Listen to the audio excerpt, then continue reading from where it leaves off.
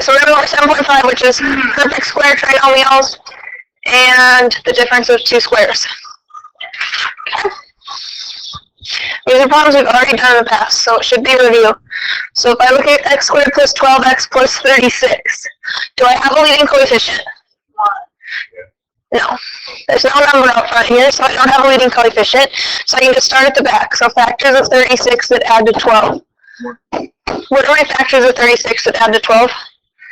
Oh, that's supposed to be 36. 6 and 6, right? 6 plus 6 gives me 12. Okay, so then x squared factors to become x and x. So I know that this whole thing factors to x plus 6 times x plus 6. Okay, when these end up being the same, that's when you know it's a perfect square trinomial. Okay, so the book will ask you that, and it means when both sides are the same. Okay, so let's do another one. So 4x squared minus 12x plus 9. Do I have a leading coefficient? 4. Yes, okay. So I need to multiply. So 4 times 9 is 36. So factors of 36 that add to negative 12. Negative 6 plus negative 6. Okay, so then I can split this into 4x squared minus 6x minus 6x plus 9. Now what do I do? Split it in half. Okay. What goes into 4 and 6? 1. What? Sorry. 2. Okay, what goes into x squared and x? Okay. So what's 4x squared divided by 2x? 2x. What's 6x divided by 2x? Minus 3. What goes into 6 and 9? 3. And it has to be minus because of that minus. Okay, what's negative 6 divided by negative 3? 2x. What? Minus 3. Okay, so what's the same? And what's left over is also 2x minus 3. So is it a perfect square trinomial? Yes, because these are both the same. So when they're both the same, it's a perfect square trinomial. Okay, let's do one that looks like that, and then we'll look at some other ones. Alright, so x squared plus 9x plus 16. Do I have a leading coefficient? No. Okay, so I just get to start at the back. So factors of 16 that add to 9. What are my factors of 16? 3. No. 4 and 4. 4 plus 4 gives me 8, so that doesn't work. What are some other factors of 16? Nope. 8 and 2. 8 and 2 gives me 10, and 16 and 1. That's my last set. 16 and 1 gives me 17, right? So none of these add up to 9. So what do we know about my problem?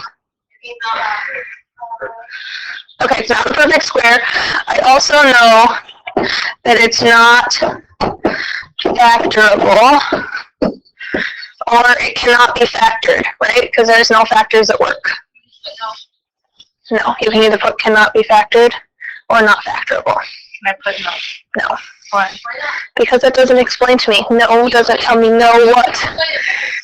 No, I'm telling you what you can put. You have 2 options. It's not too long. You have no! You can put not factorable or can't be factored. No, Connie. Okay, you will survive. Okay, so that was what a perfect square trinomial looks like. Let's look at what the difference of 2 squares is, because there will be some problems on your test that you take next week on the difference of 2 squares. So you guys have seen problems that look like this before. And then I told you to put a 0 in the middle. So it looked like this. Okay, I told you to do that on your test because I wanted you to practice that. Now I'm going to show you the shortcut. Okay, there's a shortcut. There's a shortcut. We're going to factor each of our little pieces. So what are my factors of x squared? X and x. Okay, what are my factors of 81 that are the same? Because 81 has lots of factors. 9 and 9. Shoo. 9 and 9. Okay, the only last thing I have to account for is this minus. So one of them becomes minus, one of them becomes plus. Plus, I know, my words. English language is not my friend. Okay, so we're in a group. So my first set is going to be x minus 9, and then x plus 9.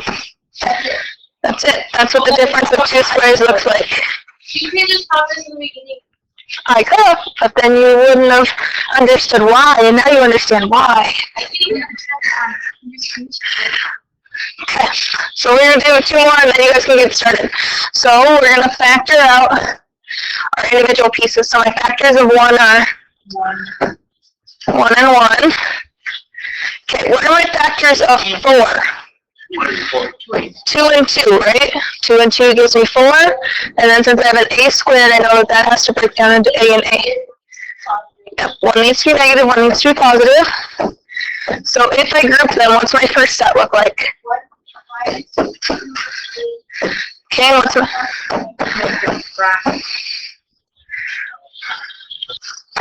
Okay, so last one before you start your assignment. So we're going to factor our pieces. So, what are my factors of 9 that are the same? 3 and 3. Okay, and how do I break up a p to the 4th? Very good, p squared, right? Because I'm trying to cut them in half, and half of 4 is 2. So I'm cutting it in half. What are my factors of 16 that are the same? 4 and 4. And how do we break up a p squared? P and p. Okay, then if I count for my negative, what happens to these? One's negative, one's positive. Okay, so let's group them. What's my first set look like? 3p squared minus 4p. What's my second set look like? 3p squared plus 4p. Okay, so everybody got it? Okay, you guys are working on this today and tomorrow, 494, 1 through 26.